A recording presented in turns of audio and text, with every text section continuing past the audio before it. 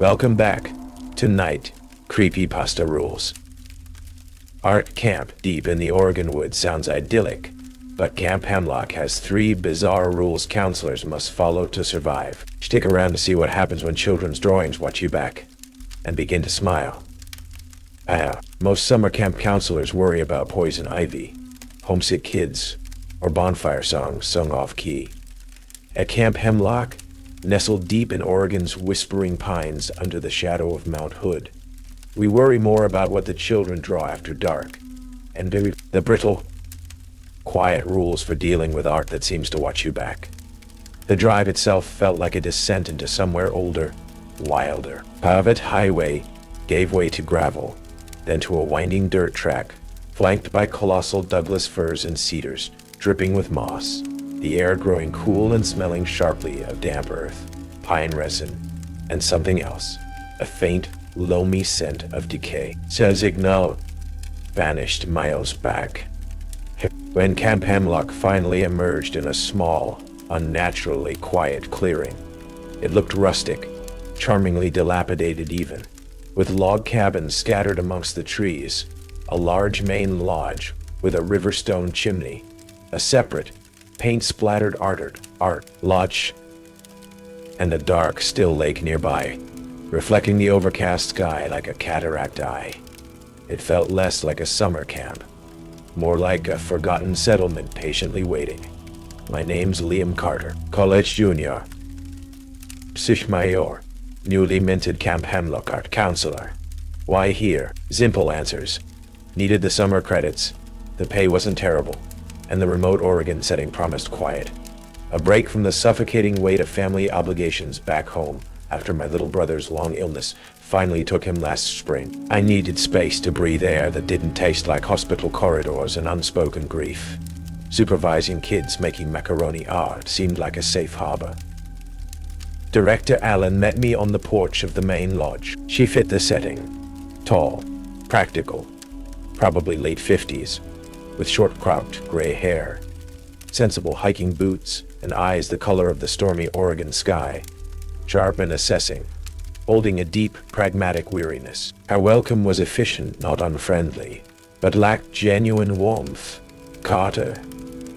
Good, you made it before the rain sets in, she said, shaking my hand briefly. Cabin 3's yours, down by the creek. Staff orientation's brief. Standout first aid, emergency comms. She gestured at a clunky satellite phone on the wall inside. Camp boundaries. Stick to the marked trails only. And then, her voice lowered slightly, the Hemlock's specifics. Inside the lodge, surrounded by dusty Native American art, authentic or replica I couldn't tell, and faded photos of campers from decades past. She introduced me to Chloe, the only other college-age counselor, already wrangling early arrival paperwork with an air of bored competence. Then Director Allen laid out the rules, her tone calm, matter-of-fact, which only made them more chilling. This camp has a long history, she began, her gaze distant for a moment. Certain sensitivities. These procedures are for everyone's safety, particularly the children's. Non-negotiable. She stated the first rule. Arts and crafts materials require supervision. If, during any session or observed in personal effects, you find a drawing by a child depicting a rabbit, specifically, a rabbit drawn with anatomically detailed human hands, you will calmly and immediately remove all drawing implements from that child. Alert me discreetly via radio using code varmint. Ensure the child is closely supervised during subsequent rest periods and is not permitted to nap alone. I blinked. Rabbits with human hands? Code varmint? It sounded utterly insane. 2. Allen continued, ignoring my stunned silence. Artwork, drawings, paintings, even crafts left unattended. Cabin walls, rec hall tables, anywhere. If you observe any such piece exhibiting independent movement, a perceived flutter of paper when there is no draft, a shift in line work, an ocular element seeming to track movement, retrieve it cautiously, avoiding direct visual contact with any depicted eyes. It must be incinerated immediately in the maintenance furnace behind the workshop. Log is damaged materials disposal. My mind struggled to process. Moving drawings. 3. Alan's voice dropped further, her eyes meeting mine with unnerving intensity. Portraiture. While discouraged, it happens. If a child creates a portrait of you, Liam, and upon your viewing it, you perceive the mouth on that portrait to form a smile that was not previously there, you are to report. Personnel contingency. Alpha to me immediately, via radio. Secure your personal belongings. Vacate camp premises before the next sunrise. Your employment is terminated, effective immediately, for your safety. She finished, the silence heavy, broken only by the low whistle of wind around the lodge eaves and the sudden sharp crackle from the satellite phone on the wall. My throat was dry. This had to be some elaborate, traditional hazing ritual for new counselors. It had to be. But Alan's face was deadly serious, and Chloe, though seemingly focused on her paperwork, had gone very still. Understood? Alan pressed. Yes, ma'am. I managed, the words feeling foreign. My past haunted me. The guilt of not noticing, not acting quickly enough for my brother. That history now screamed at me to take every warning, however bizarre, with utmost seriousness. I would follow these insane rules, meticulously. Later, settling into my small, musty cabin down by the murmuring creek, I saw her. Lily, the quiet girl from cabin 2 Alan had briefly pointed out earlier. The one who supposedly lived in her sketchbook. She sat on the creek bank, back to me, sketching intently, humming a quiet, oddly discordant little tune. As I watched, a large, sleek black bird, a raven, landed silently on the branch above her, tilting its head as if observing her work.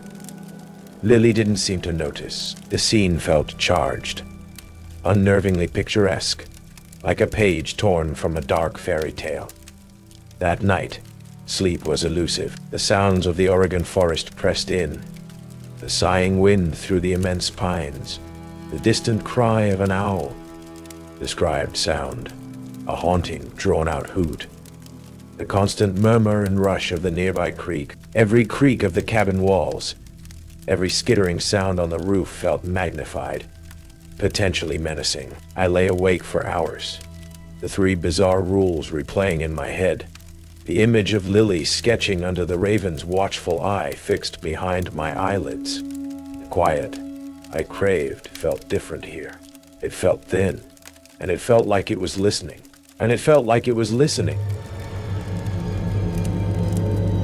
The first few days of camp settled into a semblance of routine, pushing the unsettling orientation briefing to the back of my mind. Sunny mornings gave way to cool, misty afternoons. We led hikes through moss-draped forests, supervised chaotic swimming sessions in the icy lake, endured off-key campfire songs.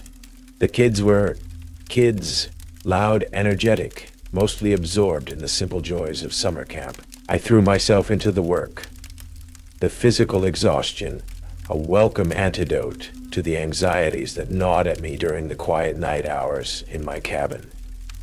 Chloe proved to be a capable, if somewhat cynical, co-counselor. Don't let Alan's spook stories get to you, she advised during a shared break, watching me jump at a sudden thump from the art lodge roof, just a falling pine cone probably. She does this every year, especially with counselors she thinks are too intense. Keeps us on our toes, I guess. Her rationalizations were comforting, but didn't entirely erase the chill I felt remembering Alan's dead serious eyes. Lily remained an enigma. Quiet, watchful, rarely participating in group games. She spent every available moment in the art lodge, filling sketchbook pages with an unnerving speed and intensity. Her drawings were technically brilliant but deeply strange. Landscapes where trees twisted into pained human shapes, animals with too many legs or eyes that glowed with internal light, portraits of other campers where the smiles were subtly too wide, the eyes slightly vacant, and always that recurring symbol, the 3 interlocking circles, one broken, tucked into a corner, almost like a signature. I tried asking her about it once. She just looked at me with those dark, solemn eyes and whispered, "He watches through the gaps." He being Mr. Nibs, the vaguely defined camp bogeyman the younger kids sometimes whispered about, likely born from Alan's warnings or the woods themselves.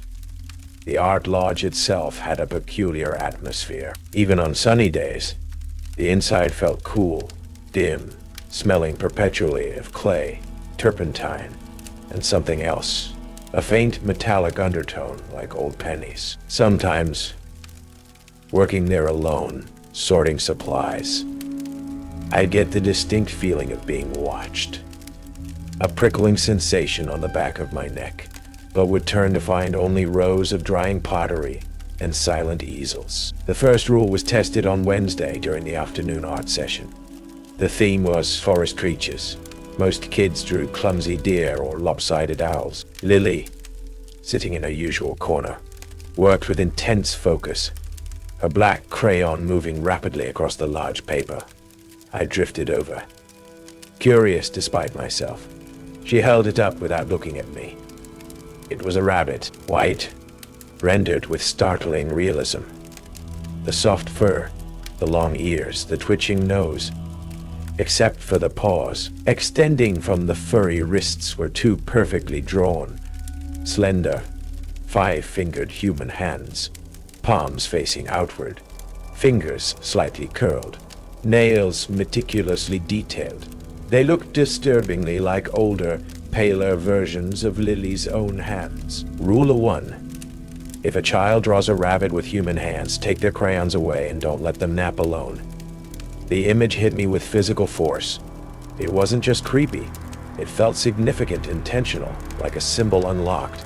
My breath caught. The drawing seemed to radiate a faint, almost imperceptible warmth, a low thrum of energy. The rabbit's black crayon eyes seemed to bore directly into mine. My mind raced. Dismiss it? It's just a kid's weird drawing. But Alan's explicit instruction, the specificity, and the feeling emanating from the paper. No, I couldn't risk it.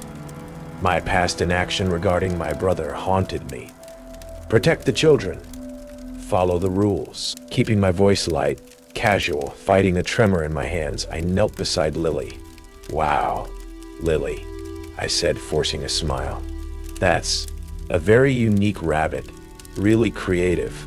My eyes avoided the human hands. "You know what? Snack time is starting out by the lake. Let's be first in line. Why don't you leave your drawing here to dry? And we'll put the crayons away nice and safe." Gently, before she could react, I scooped up her large box of crayons, closing the lid firmly. Her gaze flickered up at me, dark and unreadable for a moment. Did I imagine a flash of cold anger quickly suppressed? Or was it just confusion? She didn't protest, just gave a small silent nod. I took her hand. It felt cold, and led her out of the art lodge towards the sounds of other children gathering. The warmth from the drawing seemed to fade the further we got from it. Nap time in the cabin later was an exercise in forced calm. I made sure Lily's bunk was near mine and Chloe's, who was reading, oblivious. I pretended to organize supplies, my ears strained, watching Lily. She didn't sleep, just lay facing the wall, utterly still. A low, almost inaudible humming sound, distinctly like the one she sometimes made while drawing, seemed to emanate from her bunk, vibrating faintly in the quiet cabin. It stopped the instant Chloe shifted or I moved too close. Rule 1 observed. But the feeling of having interfered with something I didn't understand, of having merely paused rather than stopped it, left me deeply unsettled. The rabbit's hands lingered behind my eyes. The unease lingered long after the rabbit drawing incident. I kept Lily's crayons locked away, ignoring her silent, questioning looks during art time where she now only used pencils. Her drawings becoming even starker, filled with sharp geometric patterns, that seemed to fight against organic shapes. I redoubled my vigilance during nap times, the memory of that low hum keeping me perpetually on edge. Chloe noticed my anxiety. "Okay, seriously, Liam, what's going on?" she asked one evening as we walked back from the campfire. "Your wound tighter than a banjo string. Is this still about Lily's creepy drawing, or Alan's rules?"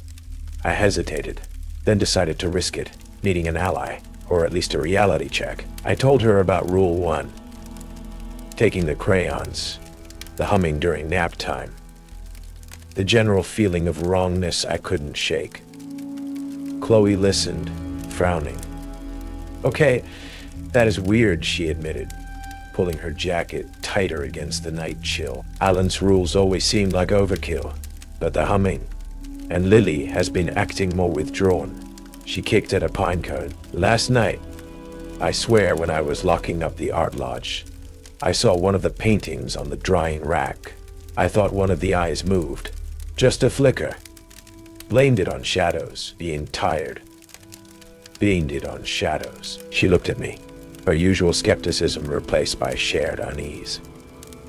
Maybe there is something to it. Her validation, hesitant as it was both terrifying and a relief. We started observing more closely together, noticing small things, the way certain symbols reappeared in different kids' artwork, the way campfire stories about local legends seemed to make the woods outside the firelight feel colder, more attentive, the way the described sound of scratching sometimes came from the inside of the art lodge's supply closet door. My research continued during brief trips into town for supplies. Martha, the librarian, helped me find more obscure local histories. I learned the land Camp Hemlock occupied was considered thin even by early settlers, avoided by local tribes who spoke of spirits drawn to places of strong making, creation, art, intense emotion. One brittle manuscript detailed the original artist's retreat founder, Silas Blackwood. Again, coincidence or pattern, and his increasingly erratic attempts to capture the spirit of the mountain in his art, culminating in his vanishing and the retreat's closure. Were we dealing with his ghost, or the spirit he tried to capture? The answer, or at least the next escalation, came during a rainy afternoon quiet time activity in the main lodge. Kids were reading, playing board games. I was tidying the craft supply shelves. Lily was sketching in her usual corner. I found a stray drawing tucked behind some construction paper. Not Lily's intricate style, but cruder, done in thick black marker. It depicted a stick figure with too many eyes looking in the window of a cabin, disturbingly similar to the rule. One call from the dispatcher story I never experienced. Focus, Liam. Disturbingly similar to the Code 7 calls Martha had vaguely referenced from Old Town police blotters. As I looked at it, chilled, the paper felt suddenly, intensely cold in my hand. Then it trembled. A distinct, unnatural vibration, like an electric current running through it. Rule 2. If any drawing moves while unattended, burn it without looking at the eyes. My heart leaped. This wasn't unattended. It was in my hand, but it moved, dropping the drawing onto a nearby table as if burned. I looked around frantically. Fireplace across the room, cold and empty. Matches, lighter, in my cabin, outside, through the rain. "Chloe," I hissed, keeping my voice low, trying not to alarm the kids. Chloe looked up from her book, startled by my tone. I nodded urgently towards the drawing on the table, then towards the fireplace. Understanding dawned in her eyes, mixed with fear. While Chloe subtly moved to block the kid's view of the table, I snatched the drawing, carefully holding it face down, avoiding the multi-eyed figure. I rushed to the large stone fireplace, grabbed a box of long matches kept on the mantelpiece. My hands shook violently as I struck one. The flame flared, holding the drawing by a corner. Still facing away, I touched the match to it. It caught instantly, curling inwards, burning fast. Don't look at the eyes. The command screamed in my head.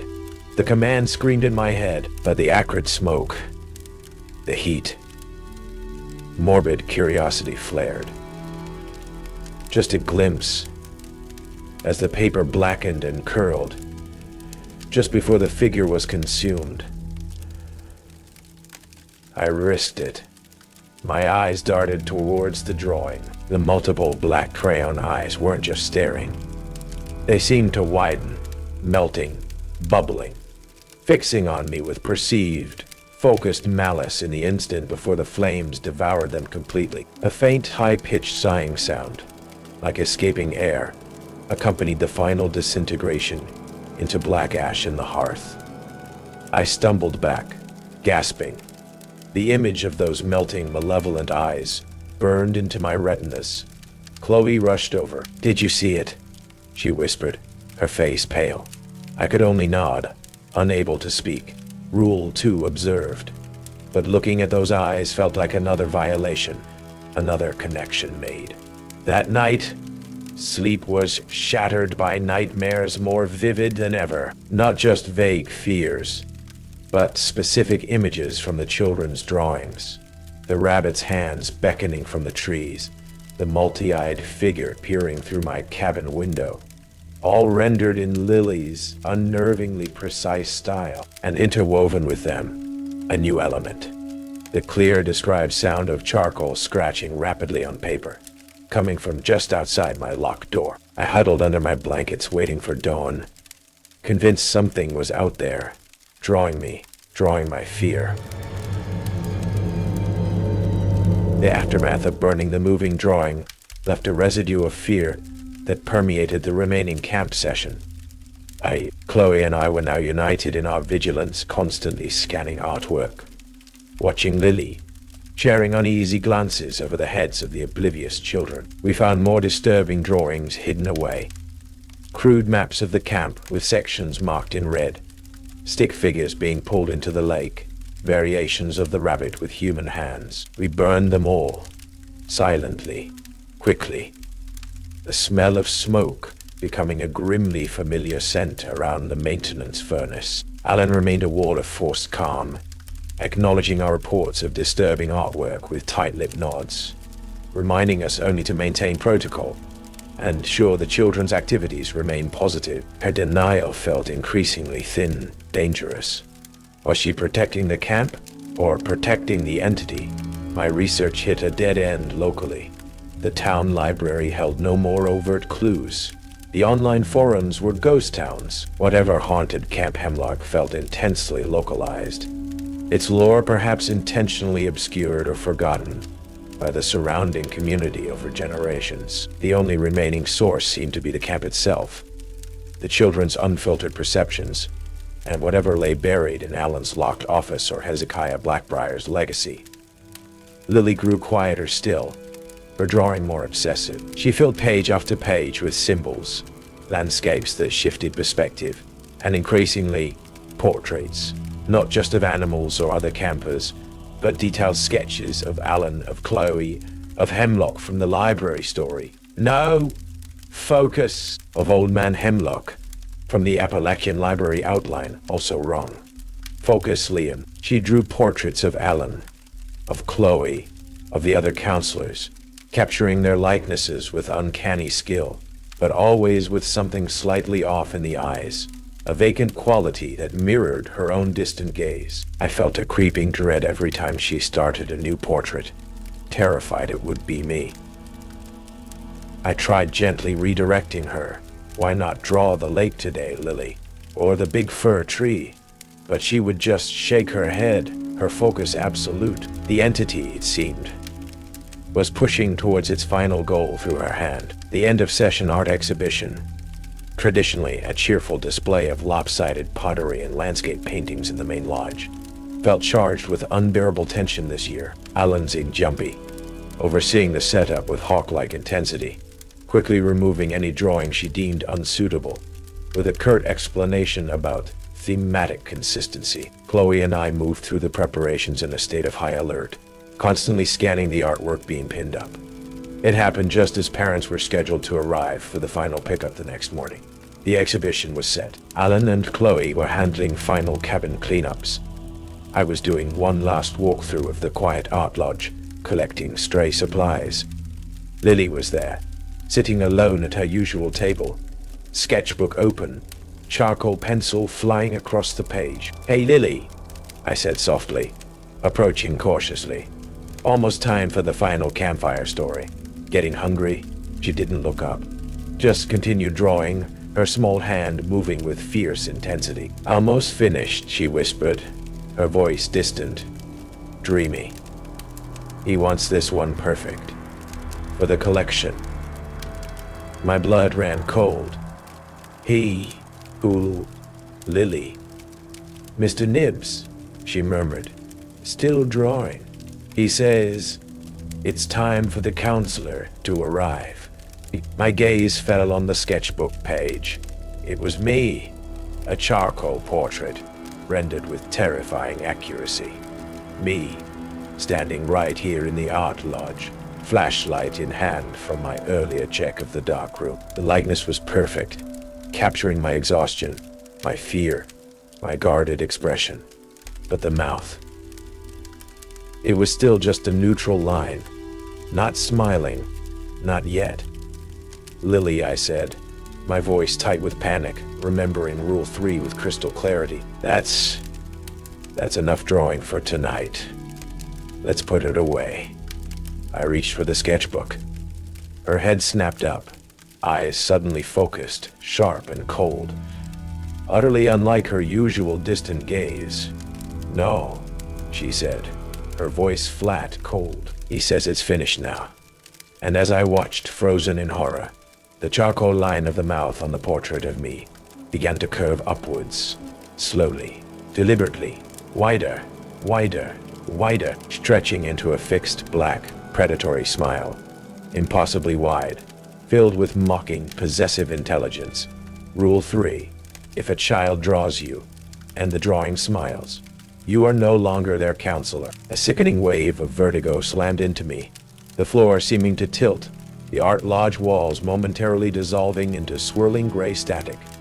A high-pitched whine, like malfunctioning audio feedback, filled my ears. I looked down at my own hands. They flickered, momentarily transparent, like a poorly rendered image threatening to delete itself. The connection between me and the smiling portrait felt suddenly, horribly tangible, an invisible thread, tightening, pulling me towards the paper, towards replacement. My time was up. The offering was complete. And I wasn't Counselor Liam anymore. The only question left was what part of me, if any, would remain when the transfer was finished. The charcoal smile on the portrait of me stretched wider, impossibly wide, splitting the paper face into a terrifying rictus of possessive, alien glee. You are no longer their counselor. Rule 3 wasn't just a termination notice. It was an eviction. For my role, for my body, from myself. Vertigo slammed into me, fierce and disorienting. The solid dock beneath my feet seemed to waver, the lake behind Lily dissolving into swirling gray static. My own hands, gripping the dock railing, flickered, becoming momentarily translucent, outlines wavering like charcoal dust about to be blown away. A low, resonant humming sound filled the air, seeming to emanate from the sketchbook Lily held with blank-eyed stillness, growing steadily louder, vibrating deep within my skull. The entity, Mr. Nibbs, the sketcher, whatever it was pulling me in, using Lily's art, her focus, as the conduit for replacement. Panic clawed at my throat. I had to break the connection. But how? The rules offered no defense for this stage, only escape before it happened. My eyes darted around. Liam's frantic warnings about fighting back echoed. Alan's confirmation. It manifests through creation.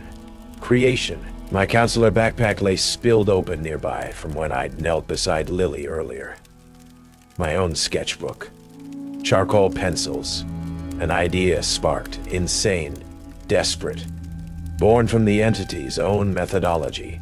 Fight art, ignoring the intensifying vertigo, the feeling of my own essence being siphoned away towards the grinning portrait. I lunged for my backpack. My fingers closed around a thick stick of charcoal. I ripped a blank page from my sketchbook. Counter-narrative required. A cold, synthesized voice seemed to whisper directly into my mind. Nix? No. Focus, Liam. A cold, multi-layered whisper echoed around the dock, seemingly coming from the humming sketchbook Lily held. The offering completes the portrait.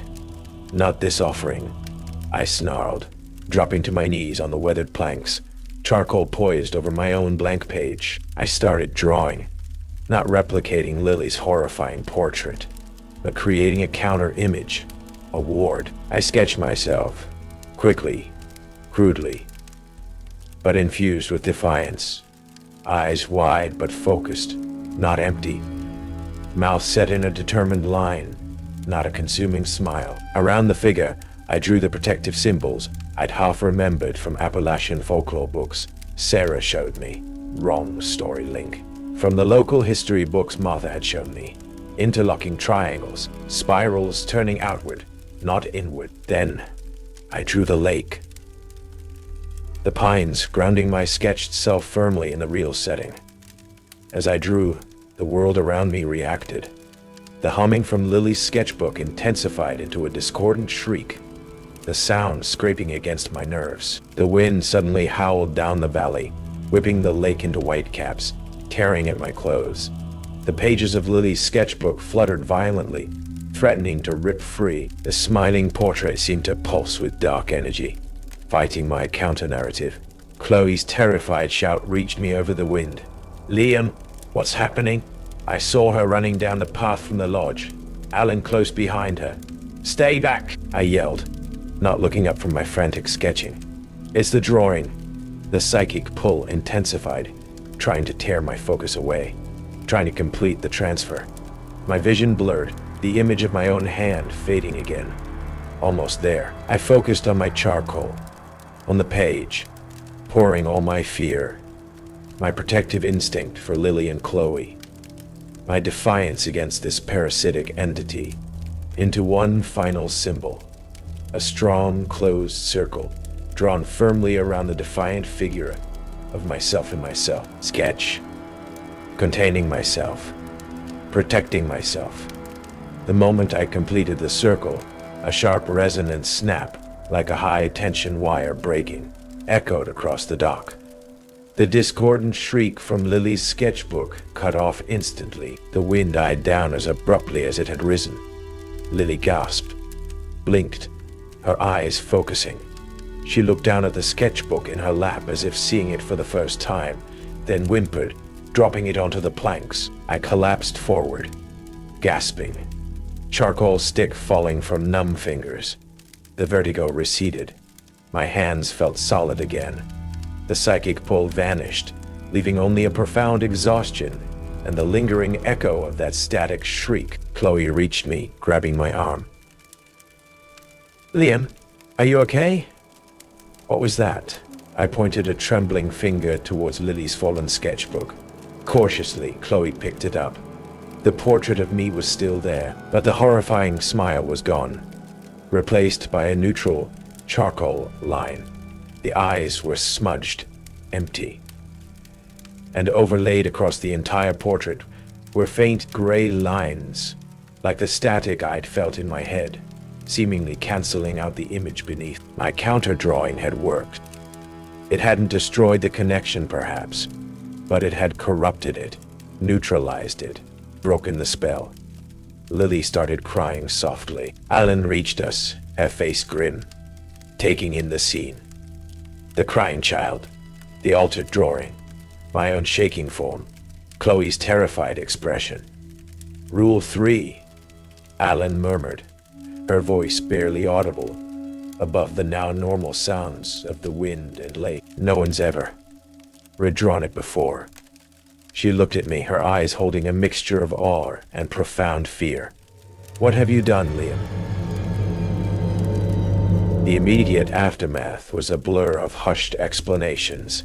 and barely concealed fear. Alan quickly took charge, bundling a confused and tearful Lily back towards the main lodge, instructing Chloe to initiate an early, and likely fictional, lights out for the other campers, pointedly avoiding any detailed questions. She asked me only one thing, her voice tight.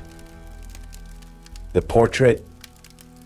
"Neutralized, I think," I'd replied, still shaky, holding up my own charcoal counter sketch. I drew over its intent. Alan had stared at my drawing. The defiant figure, the wards, the contained sketch of Mr. Nibbs, then back at the smudged, empty-eyed portrait Lily had dropped. "Unprecedented," she'd murmured.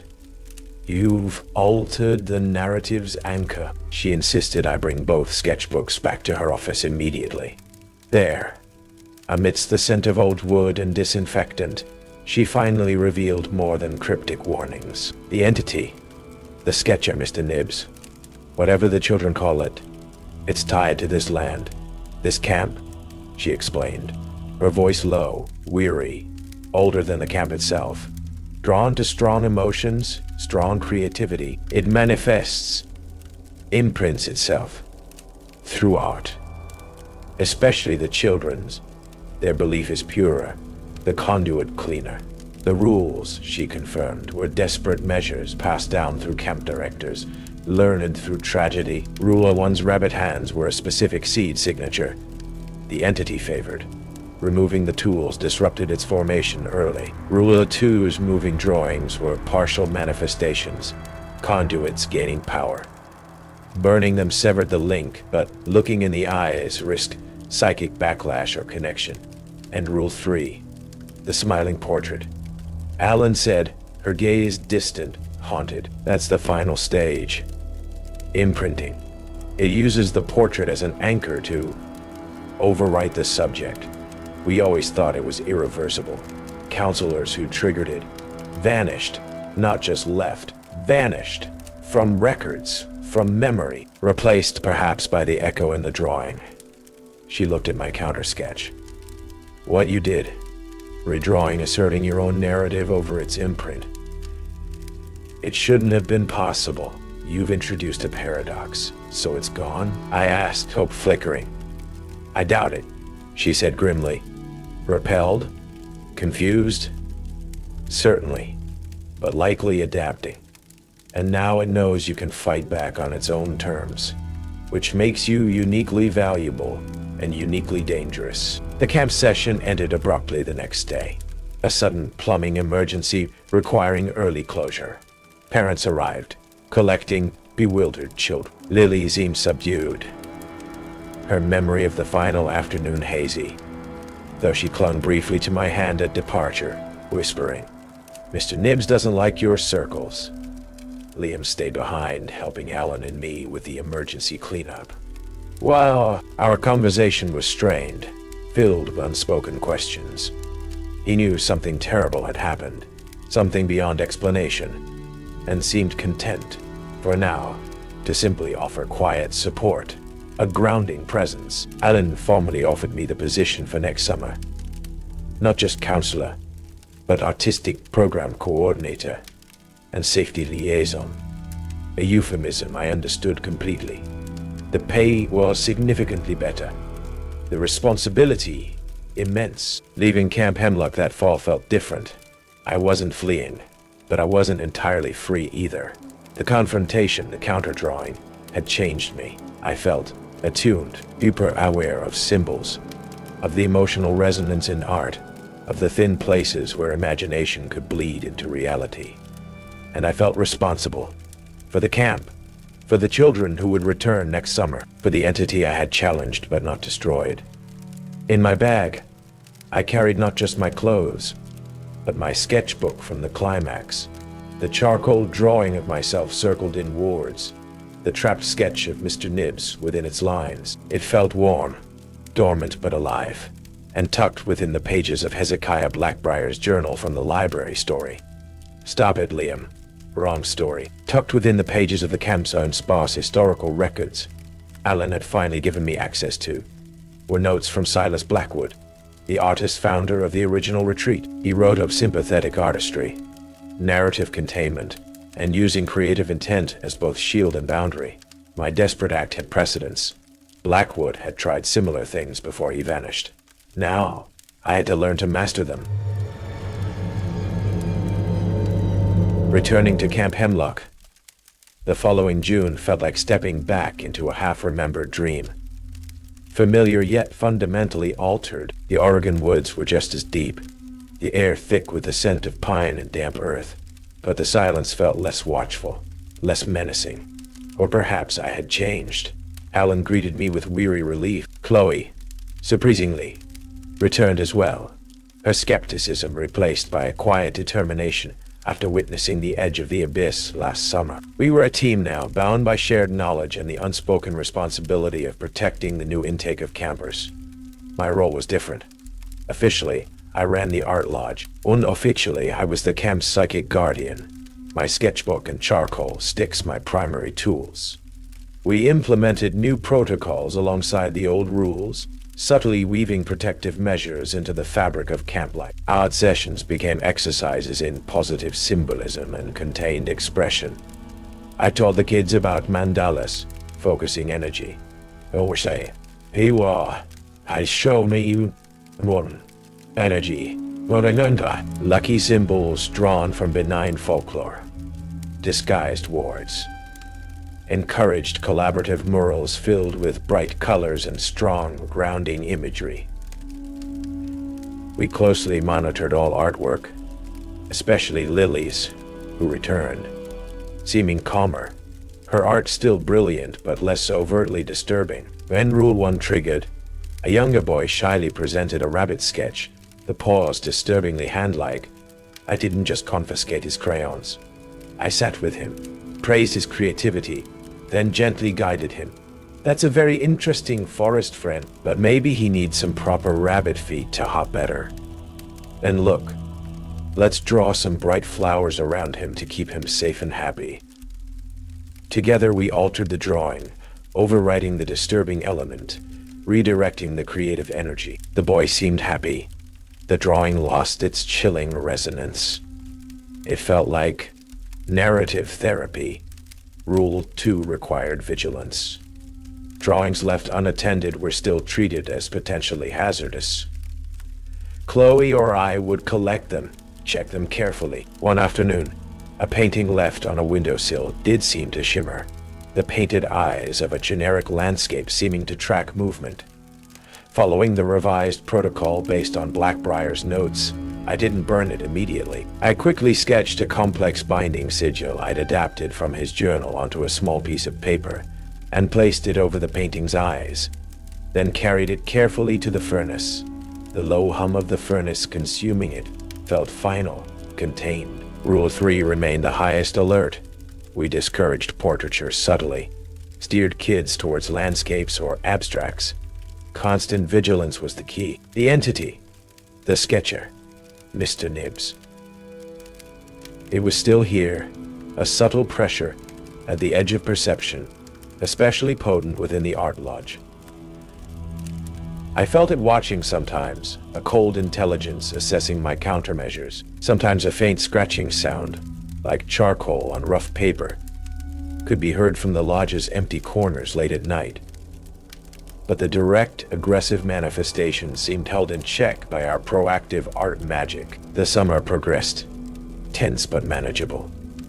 We were holding the line. On the final night, the traditional end-of-camp art show, the lodge buzzed with parents and children, proudly displaying lanyards, paintings, pottery. Lily showed her parents a beautiful watercolor landscape of the lake at sunrise, vibrant and peaceful. Alan watched the proceedings, a rare, genuine smile touching her lips. Later, after the parents and children departed, after the last bonfire embers faded, I walked through the quiet, empty art lodge one last time, doing a final cleanup. Tapped to the main display board, almost hidden behind a larger painting, was a small, folded piece of drawing paper, not signed. My heart pounded as I unfolded it. It was a charcoal sketch, simple, childlike, yet holding immense power. It depicted the art lodge itself. Around the lodge, sketched firmly, were the protective symbols I had taught the children, forming a distinct, unbroken circle. And inside the circle, outside the lodge door, sat a small, scribbled, shadowy figure that vaguely resembled a rabbit with malformed hands. It looked trapped, unable to get in. Beneath the drawing, a single word was written in shaky, childish print. Safe.